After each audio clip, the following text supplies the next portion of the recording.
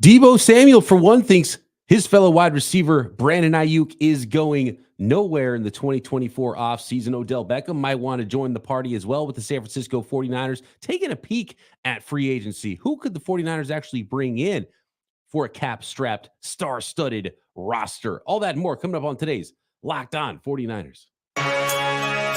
You are Locked On 49ers, your daily San Francisco 49ers podcast, part of the Locked On Podcast Network, your team every day.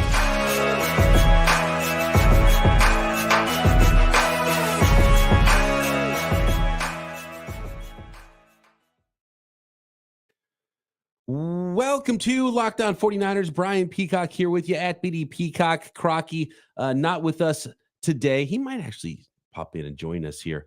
But we're talking Brandon Aiyuk, Deebo Samuel, what to expect this offseason with the San Francisco 49ers. There's some names out there at free agency that I think could be dark horse names to join the 49ers, even though they don't have a ton of cap space and have a lot more work to do as far as contracts, keeping their own guys in-house the next few years. Today's episode of Locked On 49ers is brought to you by Game Time. Download the Game Time app and create an account and use code Locked On for $20 off your first ticket purchase.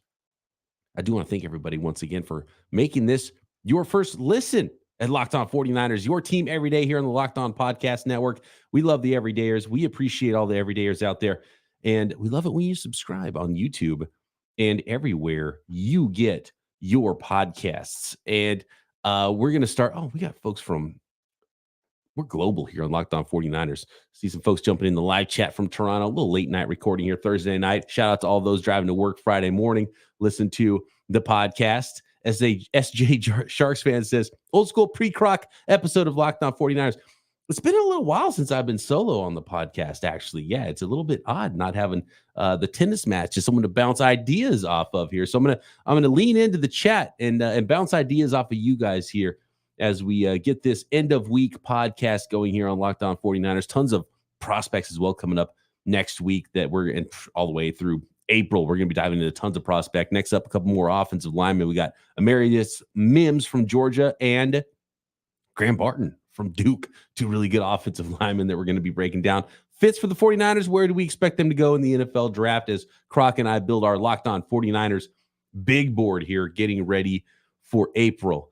Deebo Samuel, he's a veteran now. He's an elder statesman on the San Francisco 49ers roster. He's well into his second contract now in the NFL. And young Brandon Aiyuk, a couple of years younger than Deebo, is now in the stages of maybe getting his post-rookie contract with the San Francisco 49ers. There's been so much talk this offseason about, could Brandon Aiyuk be traded? Could Deebo Samuel even be traded? Can they keep both guys together?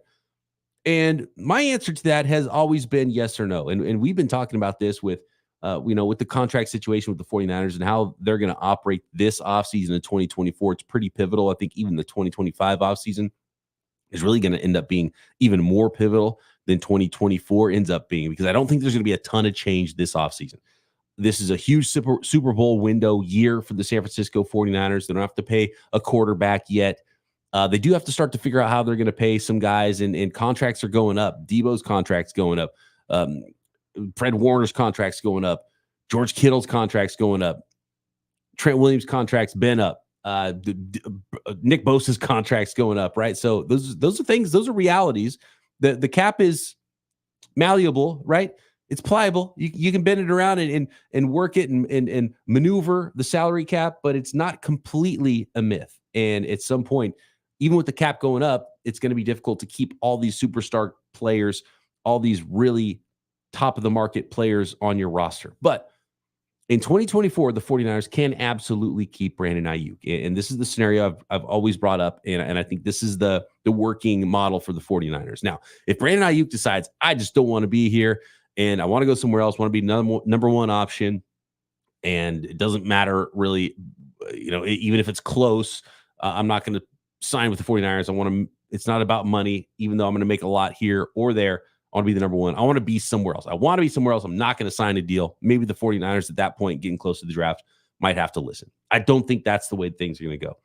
I think the 49ers are operating where they're going to bring Brandon Aiyuk back, and they're going to do what they have to do to re-sign Brandon Aiyuk and re-up him, and actually maybe even bring his cap number down in the near term so they can keep Deebo Samuel and Brandon Aiyuk together for at least one more year. The next offseason, you start to shop Deebo Samuel around. Maybe you trade Deebo Samuel in 2025. Then you're going to have to do another new contract with your quarterback. That could be a huge contract. Who knows what that's going to end up looking like? And, 2025 gets very interesting for the 49ers, but we're working on 2024 right now. You can absolutely bring Brandon Aiyuk back, have him with Deebo Samuel for another year. Then next year, maybe Deebo Samuel could be moved. So Deebo Samuel was speaking on all of these things with Kay Adams this week. And first of all, talking about his own future and his own current. And Kay asked Deebo about trade rumors swirling around potentially Deebo Samuel this offseason. And Deebo basically said, quote, people just basically getting on the internet and he mimics what people typing out some bizarre stuff. The 49ers aren't trading Deebo Samuel before next year. And before June 1st, basically, as part of the NFL calendar. Like Deebo Samuel's not getting traded right now. It doesn't even save you, and it hurts you cap-wise to trade Deebo Samuel. Not to mention the 49ers want to have Deebo Samuel and Brandon Aiyuk on the team at the same time one more year in 2024 to try to go win the stinking Super Bowl, right? And that's the point of all of this. And if you're trading Deebo Samuel post June 1st, that means you're not getting 2024 draft picks for Deebo Samuel. So that doesn't make sense either. 2025 is the first opportunity for the 49ers to move on for Brandon Aiyuk, or from Deebo Samuel. And if they do extend Brandon Aiyuk, I do expect that to be the plan for the 49ers. One more run with this group, trying to win the Super Bowl. Then things get very interesting with everybody. And, we're not out of the woods. Maybe there's some interesting cuts or trades that end up happening this offseason, but I don't think it's going to be anything major if that does happen. Then 2025, you might be without Eric Armstead. You might be without, who knows? I don't know what's in Trent Williams' heart. It sounded like he wanted to play for a couple more years. Hopefully he does continue to go past 2025 with the San Francisco 49ers. Christian McCaffrey, that's going to get interesting with the running back as they get close to 30 years old. George Kittle, there could be a lot of questions, Deebo Samuel included, in 2025. But for right now, I don't think we can expect anybody to really be going anywhere for the 49ers. Deebo Samuel, for sure not, and I don't think Brandon Aiyuk either. And when it comes to Brandon Aiyuk, speaking on the San Francisco 49ers, he was asked about his favorite quarterback on an IG live, Instagram live. And he's going live and people are asking him all kinds of questions. And basically he was like, is Brock Purdy your favorite quarterback? And his answer was, for sure. Ain't nobody effing with that boy. So look, Brandon Aiyuk, it feels a little bit different this offseason than it did with Deebo Samuel. Things didn't get weird quite yet with Deebo. There was the trade requests, and we might still see a trade request from Brandon Aiyuk. That's kind of the agent playbook for wide receivers right now, and we'll see how interesting these negotiations get if they do get intense before the draft for the 49ers. And I think one of the things the 49ers are probably going to do with Brandon Aiyuk is wait to even negotiate until post-draft anyway. So we'll see if anything even comes to a head before then. But to be honest with you, it'd probably be smarter to do a deal now than after guys like CeeDee Lamb and Justin Jefferson do their new contract extensions, which could be massive for market-changing wide receiver contracts. Whereas Brandon Aiyuk's going to get a lot of money, but I don't think it'll be market-changing, especially when you look at what Mike Evans recently signed for. I think that's definitely doable stuff for the 49ers this offseason and part of the long-term plan with Brandon Aiyuk being a couple years younger than Deebo Samuel. When you look ahead to 2026, who's more likely to be the more valuable player for your team? It's probably going to be the guy who's a couple years younger and whose body might age a little bit better, who's already got a nice rapport with his quarterback in Brock Purdy. I think it's going to be Brandon Aiyuk, who's the player that you want to have around in 2026 and beyond versus Deebo Samuel. So that's the decision the 49ers have to make right now this offseason in 2024. And I really do believe that is the plan.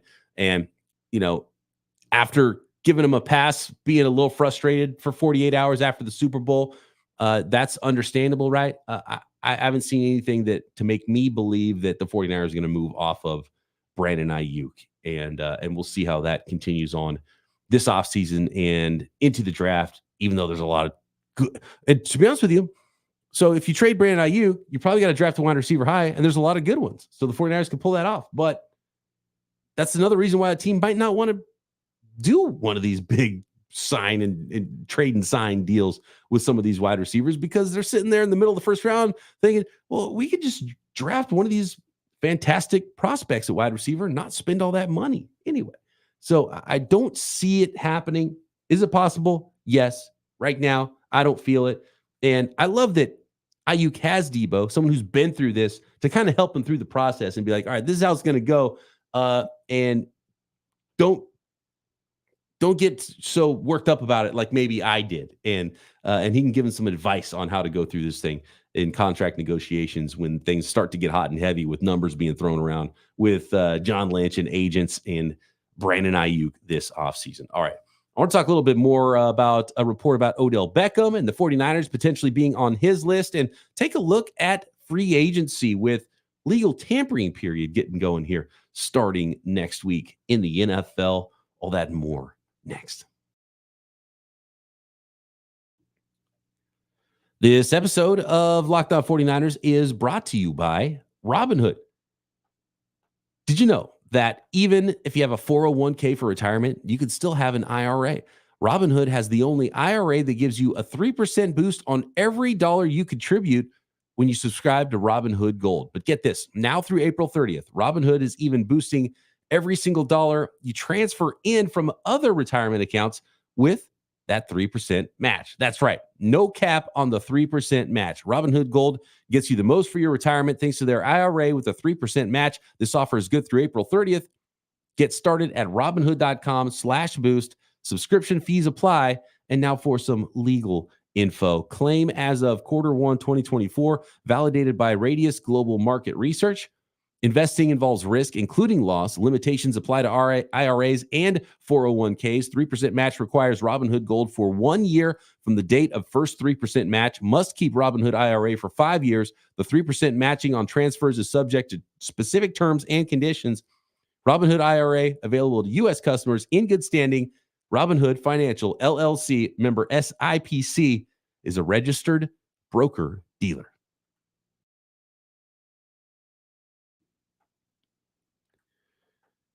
Let me know in the chat what you guys think the 49ers should do this offseason. What is the offseason plan? Viet says, do the 49ers already have a wide receiver 3 on the roster that could become a wide receiver 1/2 if when Deebo or Brandon Aiyuk leave?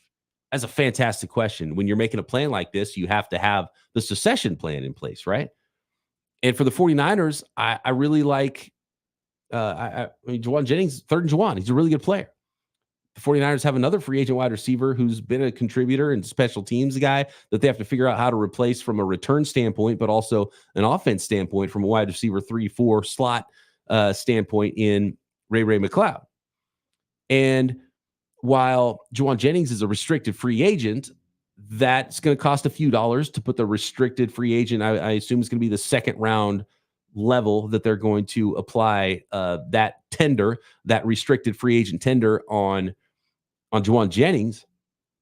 But that means he's going to be an unrestricted free agent the next offseason. So that's another guy you got to think about. And so if they want to keep these players around, which is why I do think the combination of, Deebo and Juwan Jennings, you might lack that downfield magic that Brandon Aiyuk has. So Brandon Aiyuk and Juwan Jennings. So what you do is you put the tender on Juwan Jennings. You draft a player to answer the question. No, they don't. I like Juwan Jennings as a number 3 guy. And if Juwan Jennings ends up getting more from another team, we saw that with what's his name, who's in New England, who's a free agent now. And I think the 49ers are in a place where they can't pay everybody, and you pay difference-making players, but you can't play even just like pretty good players. Mike McGlinchey, you got to let him walk. Kendrick Bourne is what I was thinking of. Kendrick Bourne, they had to let him walk. And Juwan Jennings is someone you're going to have to let walk too. So maybe you let Yeah, thank you, Kendrick Bourne in the chat. Dude, I swear to God, this happens to me every offseason. I fill my head with 200 new NFL prospects, 300 new NFL prospects, and I lose other information. And it'd be nice if the information I lost every offseason was like, 1980s, 1990s baseball players that I had baseball cards of that played for 2 seasons and batted 215 in the big leagues, right? But I remember those names till I die. But then I'll forget other stuff that's more important, right? And so that's what ends up happening. Um, but yeah, Juwan Jennings, he's not integral to the 49ers offense. But I do think with this plan, you can put the restricted free agent tender on Juwan Jennings. You lower Brandon Aiyuk's cap number as part of his extension this season. Then you trade Deebo Samuel. Then you try to figure out if you can re-up Juwan Jennings also next year. But you have to draft somebody this year. I really like day 2 to draft a wide receiver to develop.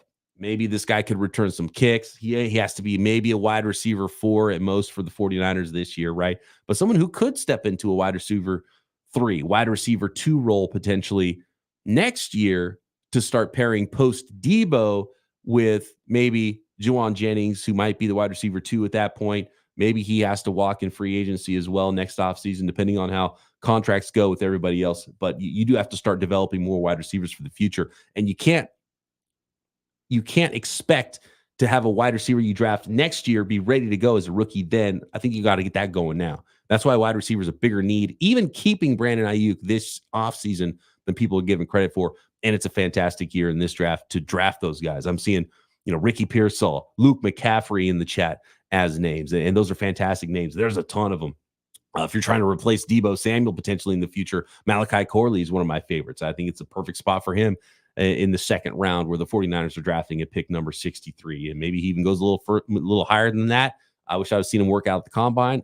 Curious that he did not.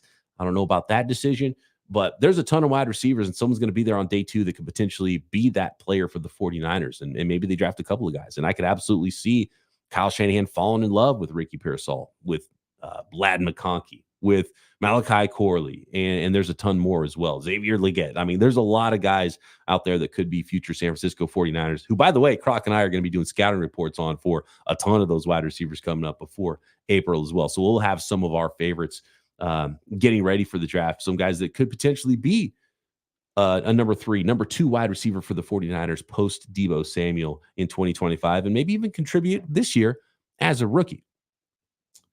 A lot of work to do for the 49ers. A lot of spots on the roster. They've got their own in-house free agents that they have to replace. They do have 11 draft picks to help do that, but some pressing needs and starting caliber needs that the 49ers have this offseason, potentially at right tackle, potentially at defensive end. So there's a lot of work to do, and I'm excited to see how this team takes shape this offseason. And as far as the wide receiver plan goes, that's my plan.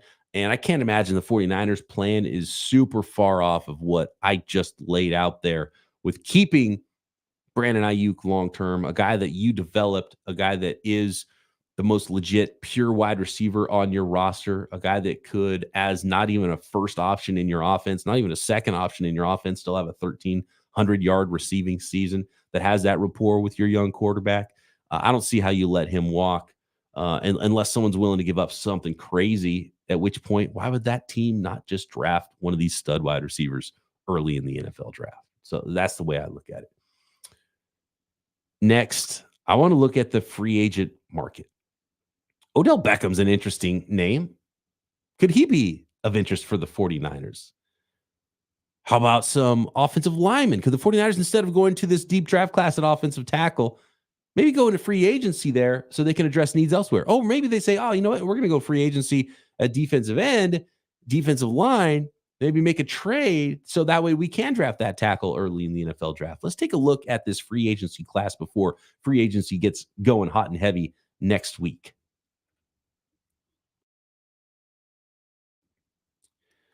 This episode of Locked On 49ers is brought to you by Game Time. You shouldn't have to worry when you're buying tickets to your next big event. It should be a happy time. Should be excited to go to a sporting event, baseball, football, basketball, whatever it is, music, comedy, theater events near you, Game Time is the fast and easy way to buy tickets to all of it with killer last-minute deals, all-in prices, views from your seat, and their best price guarantee. Game Time takes the guesswork out of buying tickets. You see the view from your seat before you buy. You know exactly what it's going to look like when you arrive. And my favorite aspect of Game Time, no hidden fees, all-in prices. They show your total upfront so you know you're getting a great deal before you check out. You buy the tickets in a couple tap. They're right there on the app. You don't have to go fishing through email. And with Game Time, there's tickets. There's deals on tickets right up to the start of the event and even an hour after the event starts. So take the guesswork out of buying tickets with Game Time. Download the Game Time app, create an account, and use code Locked On for $20 off your first purchase. Terms apply. Again, create an account and redeem code Locked On for $20 off. Download Game Time today. Last minute tickets, lowest price guaranteed. A couple of reports out there that the San Francisco 49ers might be a team that is on Odell Beckham's list, Odell Beckham Jr.'s free agent list. And this report from Josina Anderson on the subject. She says, I think, and this is her report. She's not reporting this as fact. She's saying, in my opinion, Josina Anderson is saying, but she's plugged in. She might be getting this directly from Odell. I would not be shocked. She says, I think the Chiefs, 49ers, Jets, Rams, or returning to the Ravens are 5 good landing spots for OBJ on mutually agreeable terms. The first thing is getting Odell more involved in the offense and also carving out his role. I know this from covering, hold on, let me view the rest of this. I know this from covering him since his rookie year, but when it's pressure time in the postseason and it's down to gotta have it, he'll catch the pressure ball like he did to earn himself a ring in LA. I know that because I've seen it before. That from Josina Anderson, who clearly is close to Odell Beckham. So that tells me, and I think there's another report swirling around that I saw that the 49ers might be on Odell Beckham's list. And the 49ers have been on Odell Beckham's list for a while. When he was a free agent long ago or a trade target long ago, apparently Odell was interested in becoming a 49er. He even said, come get me, right? To the 49ers. No, though. I don't think it's a fit for the 49ers because of all the players I laid out there. And like, I could see why a player would want to come play for the Chiefs or the 49ers and want a really good shot at trying to win themselves a Super Bowl. But I just don't think that's realistic for the 49ers. They can't afford to pay. And when you talk about Deebo and Aiyuk and Juwan Jennings, and this is a team, the 49ers have, and you got to shout out John Lynch and the 49ers front office and Kyle Shanahan and what they've put together here. Because when you start looking at the free agent class of wide receivers, and the 49ers obviously have a really good roster, and there's a few big name wide receivers. The 49ers aren't going to go sign T. Higgins, even if he didn't have the franchise tag, or Michael Pittman.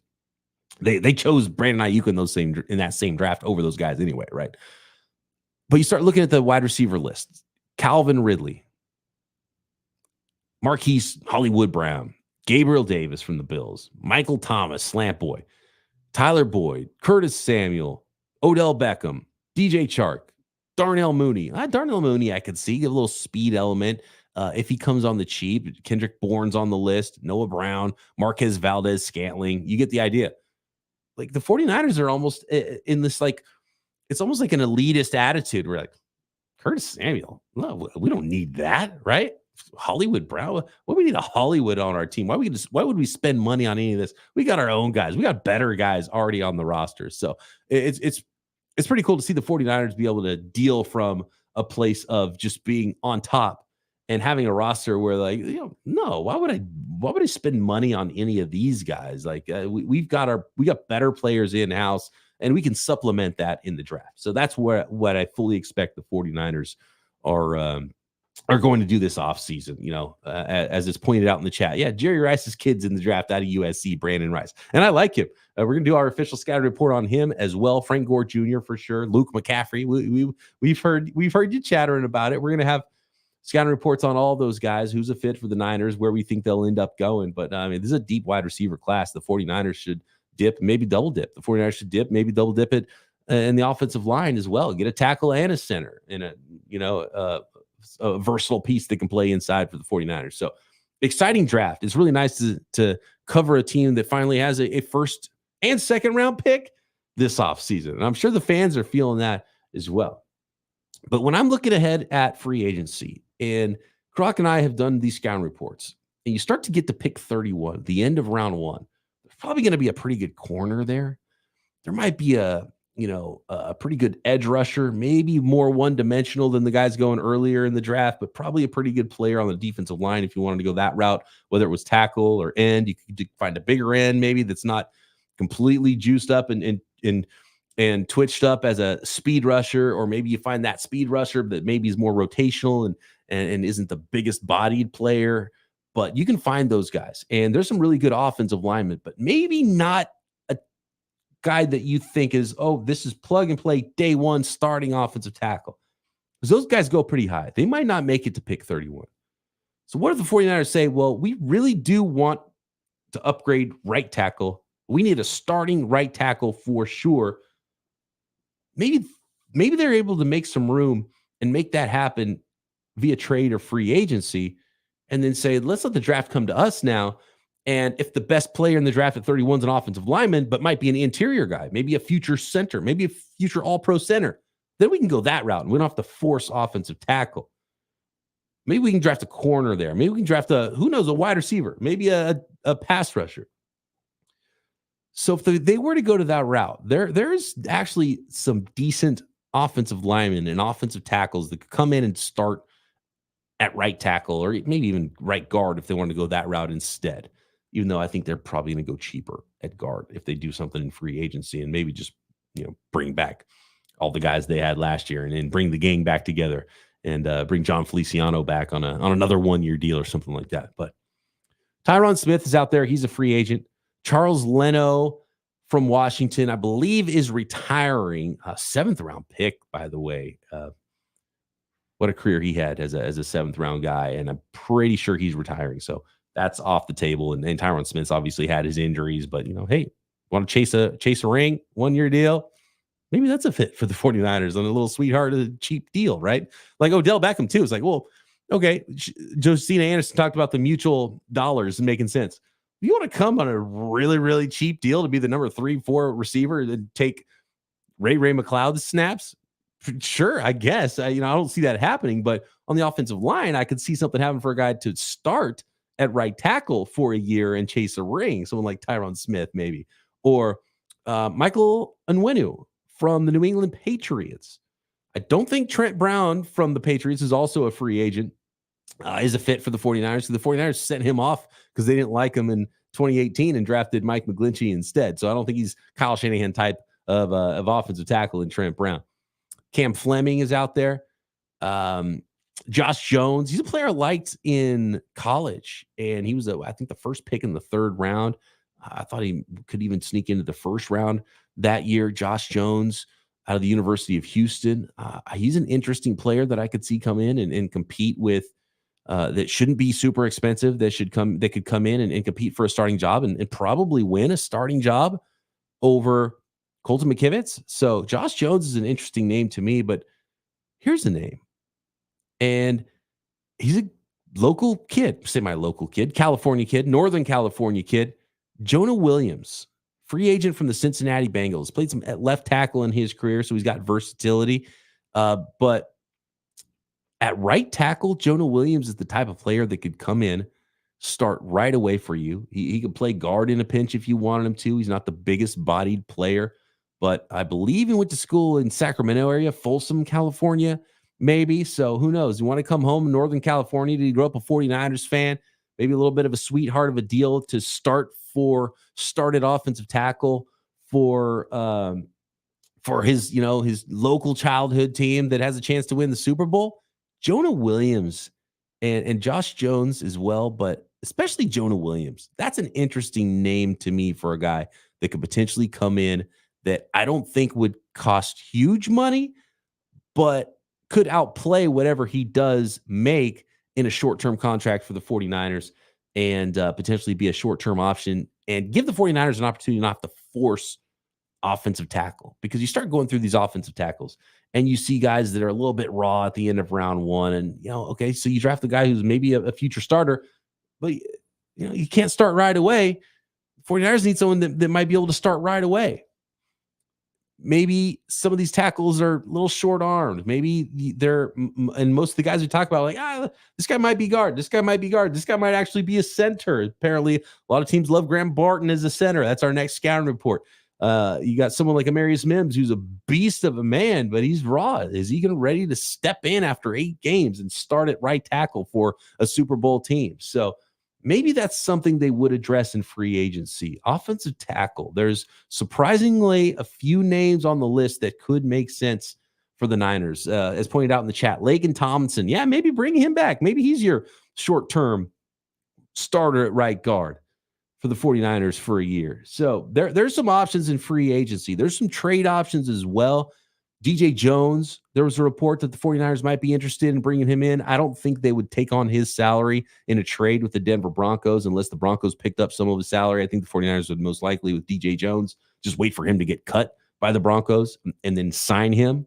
I could absolutely see that one. I would love that for the 49ers. They really hadn't been able to replace DJ Jones since he left in free agency to the Denver Broncos. So there are some options, and I don't think it's going to be a complete snoozer for the 49ers when free agency begins next week. And there's some dark horse moves that the 49ers could pull off, maybe in trade. And I think especially on the offensive line, I think they think they're going to do a little something. And look, they have too many in-house free agents. They have more free agents than they have draft picks. They have more outgoing free agents than they have their 11 picks. So